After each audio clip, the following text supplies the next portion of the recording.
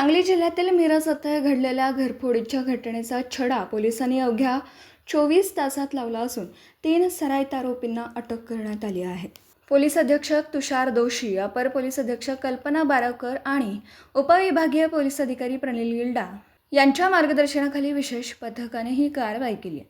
महात्मा गांधी चौक police ठाण्याचे प्रभारी सहाय्यक पोलीस निरीक्षक संदीप शिंदे यांनी तात्काळ तपासाचा आदेश देत डीबी पथकाला सूचना दिल्या होत्या. 1 मे रोजी कृष्णा घाट मिरज येथील कुदरत कादरी मुलानी यांच्या घराचा दरवाजा तोडून अज्ञात चोरट्यांनी घरात प्रवेश करून कपाटातील 50,000 रुपये व पॅन्टमधील 5,000 रुपये असा एकूण 55,000 रुपयांचा ऐवज चोरून नेला होता.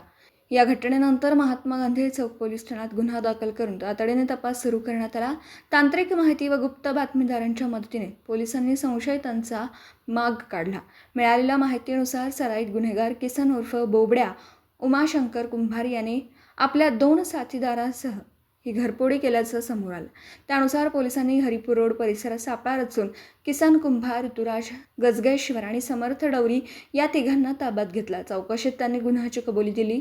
आरोपींविरुद्ध यापूर्वीही कोल्हापूर, सातारा तसेच कर्नाटक राज्यातील विविध पोलीस ठाण्यात मालमत्तेविरुद्ध सुमारे 27 गुन्हे दाखल असल्याचं उघड झालं.